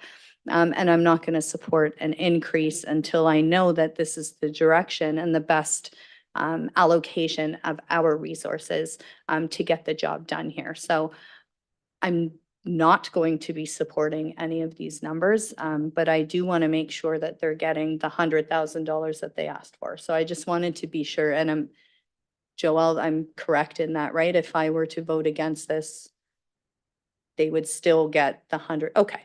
Okay, so I am A-okay with them getting the funding that they asked for. I want to make sure that they have the tools that they need to do a proper job with physician recruitment for this year. But I won't be supporting a budget increase for them just yet until we have a report back and we're make sure that we're best utilizing what's before us. Thanks. Counselor Samuel. So I'm pleased to be supporting this tonight because I know how important it is to recruit more family physicians to our community. I know there's a lot of people that still don't have a family doctor, and it improves people's overall health to be followed properly by a family physician. So I think this is incredibly important. Thank you. Counselor Sluss. Thank you, Mr. Mayor. If you're looking for a doctor, this is extremely important. If you're not, you're probably not a lot of concerned about it, but we're dealing with people's health here, and I think that's extremely important. So I'll be pleased to support Councillor McCreary's initiative to increase the budget. Counselor Martin. Thank you. Through you to staff, some clarification. So the 100,000 they asked for is in the budget now? Through the chair to Councillor Martin, the 110,000 has been the longstanding amount that's currently in the base budget. Okay, but they asked for an extra 100,000. Did that get added into the budget or no? No, it did Okay. not. The only amounts currently provided for in this budget is the longstanding amount of 110,000. Okay, thank you. Any other discussion? Counselor Carpenter. Thank you, Mr. Mayor. The need in the community for doctors is there. I don't know if we're underserviced. I don't think we're declared an underserviced community. I think we're past that. And I do know there are people that don't have a family physician. I know you can go to the clinic in Paris and get one pretty quickly at the clinic. And yeah, that clinic has some very good hours. It's too bad it wasn't here, but it's in Paris. That's an opportunity to get a doctor if you don't have one. We also have one of the good things the province is doing for healthcare for our community. And you know, you don't hear me give praise to the province too often, but in this case, the LHIN, which is the Hamilton LHIN that sort of covered Brantford and Hamilton, we kind of got left out because the bigger partner was Hamilton. The new LHIN, it's not a LHIN, it's a health team, but it's called the Brantford Brant Norfolk Health Team. And when I talk to doctors there, we have to understand the new doctors don't want to be working 24/7, 7 days a week. They want to have a life. So they want a system where doctors are working collaboratively in a clinic, actually 6 or 7 of them that may share a file. And if they want to take holidays, they contribute funding to that file to take holidays. So the model needs to change. I think Councilor Scully was agreeing to, and the only reason I didn't support your first motion because I was doing something else and I didn't see it. So I'd err on the safe side of safety and knew it was going to pass anyways. But so that's why, and I understand what Councilor McCreary is trying to do, is trying to add incremental funding to this budget so they continually get a $35,000 increase every year. And the reason he's got 4 years down there, I'm suspecting, is because this is a 4-year budget. Thank you. Counselor Sullivan. Thank you, Mayor. I too will be supporting this motion because plain and simple, I have family that's here in Brantford and their doctors are still in Hamilton because they can't find anybody here. So we need to increase the resources in order to get the recruitment process moving. Thank you. Any other discussion? Counselor Caputo.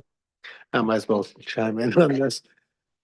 So I agree with funding and doing things in order to do it, but when Councilor Scully brought both a motion about looking at how it's happening within other municipalities, I just don't know whether or not we've actually had any success recruiting doctors over the past year since it's been on council. But with that being said, we need to plan for the future. We need to make sure that we have enough doctors. We do not know today how many doctors are walking away from the workforce. Their practices are worthless. It's not what it used to be 25, 30 years ago when somebody came in and purchased somebody's practice because they already had a client base. Doctors can come in today and fill up a client base in 2 days. Problem is we don't have those doctors right now to do that. And before we find ourselves in trouble, we need to ensure that we've got the right plan. As much as I still want staff to come forth, I'll see how I feel about this right now. Thanks. Well, I'm going to buck the trend and I'll say that I'm not going to support this.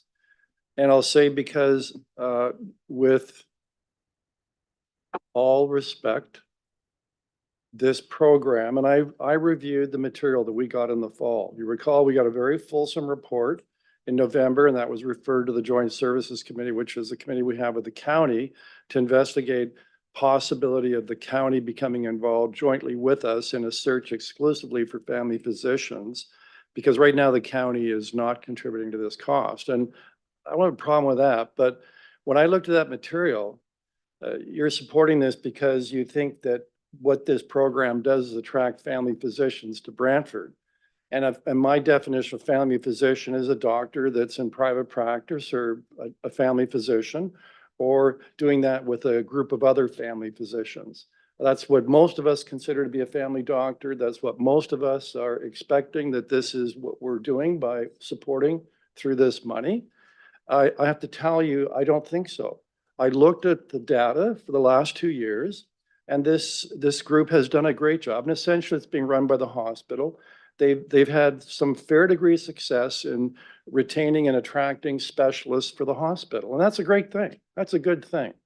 And in fact, if you read the material, it does say that, in fact, it's very, very difficult for that group to attract physicians to Brantford in private family practice. And when you look at their data from the last year or two, it looks like they haven't attracted any family physicians except for 2 locums, I think, which are temporary replacements for doctors that may be on leave or whatnot. I especially was pleased to see Councillor Sicoli's resolution. I think the time has come for us to look at what do other communities do, cities, towns, villages, to attract family physicians, the gatekeepers to the medical system. With all due respect, I don't think this money does that. It does work towards attracting physicians for the hospital, but it's not focused on attracting family physicians to private practice. I want to see if there are other better options to doing this with the county. And until then, I'm happy to see this group receive the same funding that we've been providing it for the last year or two, no, last, I guess, 5, 6 years. And then for us to look at over the course of this year, is this still the best model for us to attract family physicians to Brantford? Or is there some other better model that we might consider? And maybe with the county. Thank you. It better be a point of clarification since you've already spoken. Thank you, Mayor. I just wish to clarify that the recruitment of physicians isn't just about. Clarification, you're taking a second opportunity to speak. You can ask me to clarify something that I've spoken about, not for you to clarify something that you spoke about before. Out of order. Sorry, I was merely following Councillor Sicoli's model of points of clarification. No, not doing that. So, any other speakers? Not seeing any, I'll call the vote. Correct. Through the chair, so I'll start with year 1 of the 2024 budget.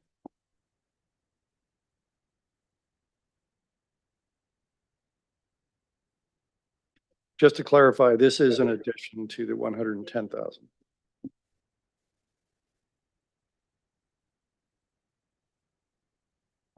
Year 1 carries on a recorded vote is 6-5. Members of council voting in favor. Councillors Sullivan, Sless, McCreary, Hunt, Samuel, Caputo. Members against, Mayor Davis, Councillor Sicoli, Marn, Carpenter, and Van Tilburg. The next vote will be for year 2, 2025.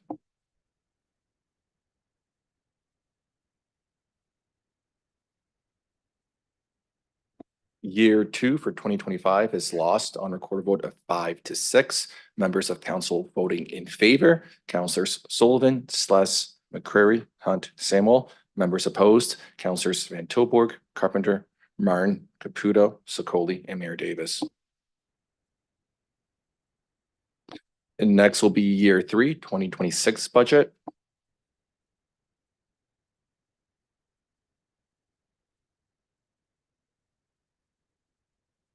Year 3 for the 2026 budget lost on a recorded vote of 4-7. Members in favor, Councillors Sullivan, Sless, McCreary, Samuel. Members opposed, Councillors Van Tilburg, Hunt, Carpenter, Martin, Caputo, Sicoli, and Mayor Davis.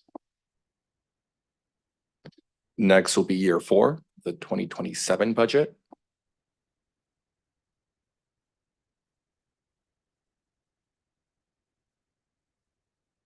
Year 4, the 2027 budget is lost and record vote of 4-7. Members of council vote in favor. Councillors Sullivan, Celeste, McCreary, Samuel. Members opposed. Councillors Hunt, Van Tilburg, Carpenter, Martin, Caputo, Sakoli, and Mayor Davis. All right, any other amendments? Seeing none.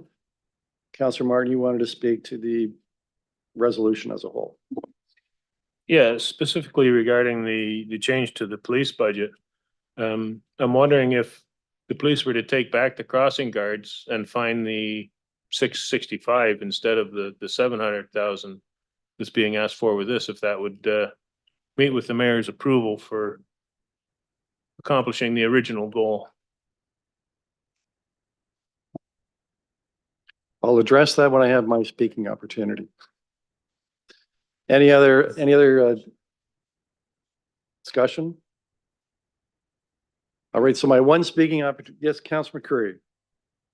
Your one Mayor. speaking opportunity. Mayor, thank you. And I do appreciate the new process. I think what it does is it saves a lot of time at committee here, knowing full well that the mayor will be working diligently to create a most efficient and affordable budget for the community, as he is empowered by Premier Ford to do so.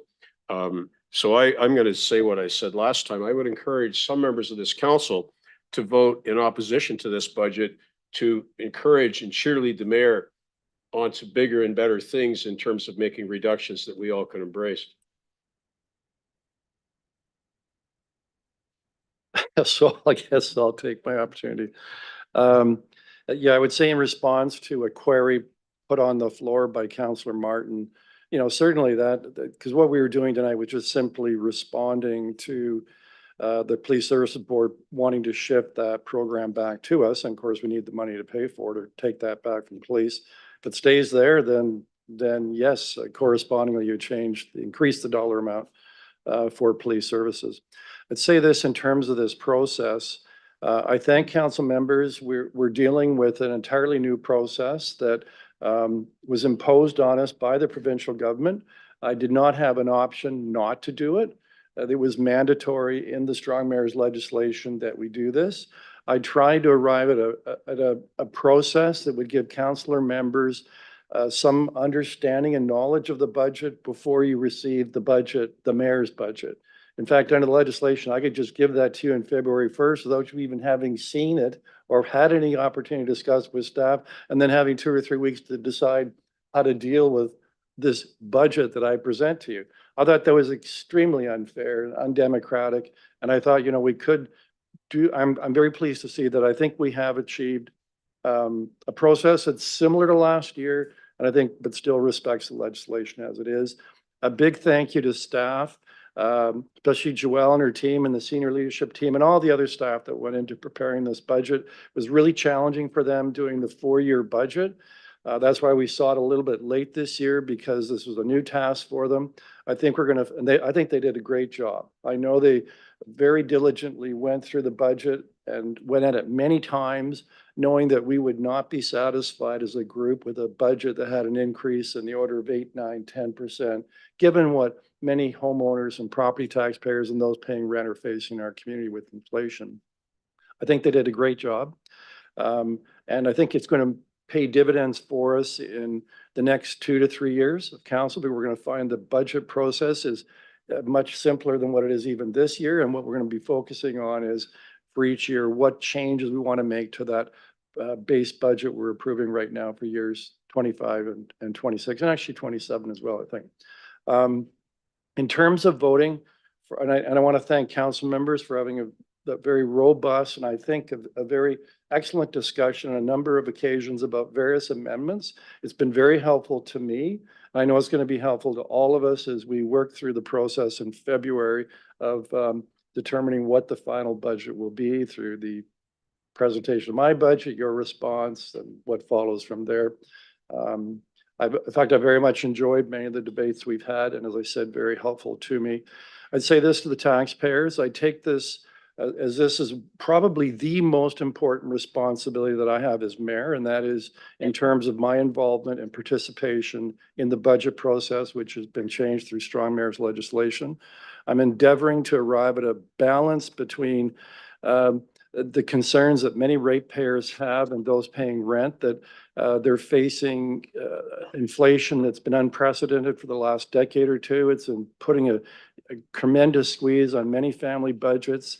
But at the same time, I respect the fact that there are many needs in our growing community that we simply can't ignore, and we simply have to fund, because we do have many people in our community that need these services, and they rely on us to provide them in a proper and reasonable method. So I'm hoping by the end of our process, by the end of February, we'll all be proud of it and think we've arrived at a budget that has arrived at a proper balancing of all those competing interests and needs. So stay tuned. You'll see my budget. I'm not going to call it my budget. I'll call it the mayor's budget on Thursday. And because that budget will be different than what this committee has decided on, I can't vote yes for tonight's budget. But I want to say that what we're doing tonight, by saying no, I'm not saying it was a failed effort. It hasn't been. And much of it just being pulled right into my budget. Just I might be doing some additional adjustments. So with that, if there are any other comments, Councillor Carpenter?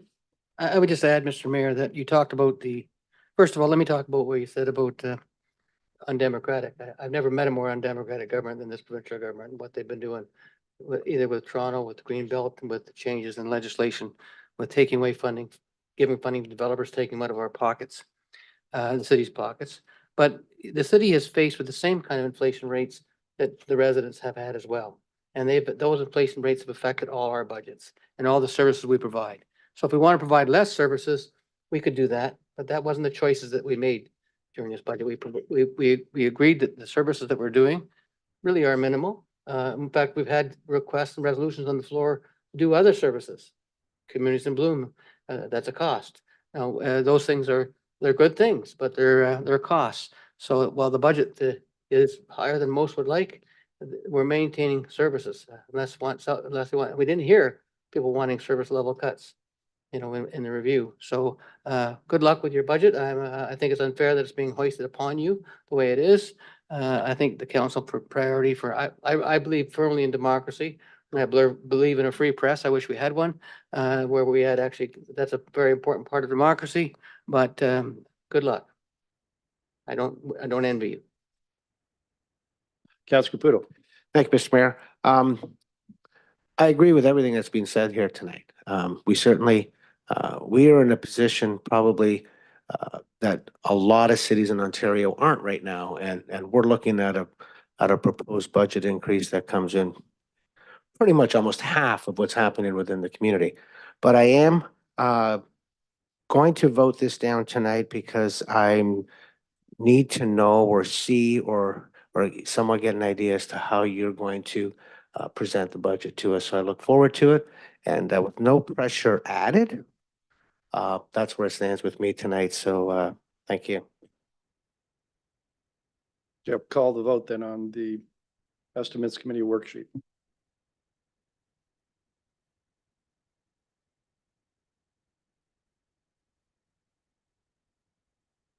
The Estimates Committee worksheet as amended is lost and recorded vote of 4 to 7. Members of council voting against, members of council voting for, Councillor Sullivan, Hunt, Samwell, Sicoli. Members against, Councillors Sless, McCreary, Van Tilburg, Carpenter, Martin, Caputo, and Mayor Davis.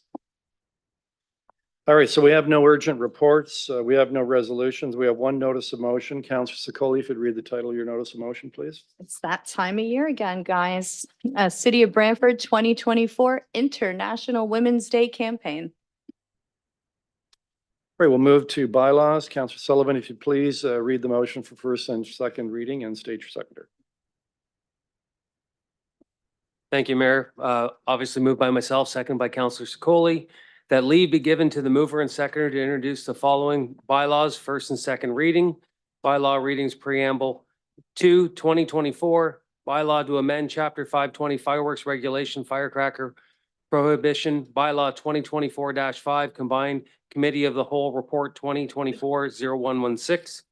2024 bylaw to amend parking bylaw 14488, being a bylaw to regulate parking in the city of Brantford, Brunswick Street, Schedule 7, parking prohibited at any time.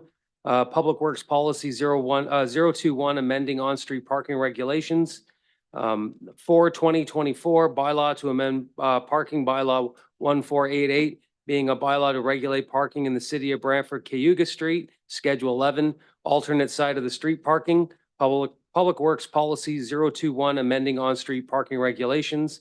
2024 bylaw to amend parking bylaw 14488, being a bylaw to regulate parking on the city of Brantford, Freeborn Avenue, Schedule 14, alternate side of the street parking. Public Works Policy 021, amending on-street parking regulations. 2024 bylaw to amend parking bylaw 14488, being a bylaw to regulate parking in the city of Brantford, Norwich Street, Schedule 10, parking restricted time limit. Public Works Policy 021, amending on-street parking regulations. 2024 being a bylaw to approve the purchase of certain lands and premises within the city of Brantford, 466 King George Road, 2023-359, Special City Council, October 10th, 2023. 2024 bylaw to authorize the execution of agreements individually dated and listed on Schedule A attached hereto. 1, agreement of purchase and sale between the city of Brantford and Mattamy, 466 King George Road, 2023-359, Special City Council, October 10th, 2023. 2024 bylaw to confirm the proceedings of the Council of the Corporation of the City of Brantford with respect to the meeting held on January 30th, 2024. So does anybody want the bylaws, any of these bylaws separated for discussion purposes? Seeing none, Mr. Clerk, please take the vote on first and second reading.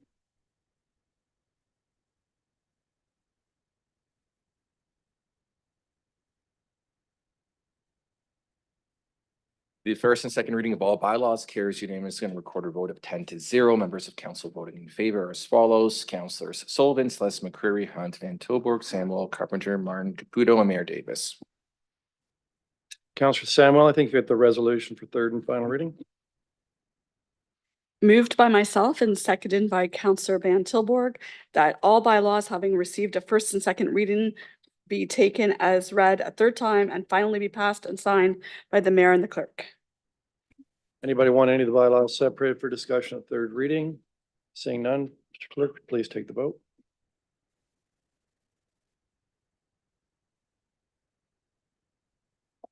The third and final reading of all bylaws carries unanimously on recorded vote. Members of council voting in favor as follows: Councilors Sullivan, Celeste McCreary, Hunt, Van Tilburg, Samuel, Carpenter, Martin, Caputo, and Mayor Davis. All right, I'll move around the council table for ward announcements, and I'll start with Councillor Van Tilburg.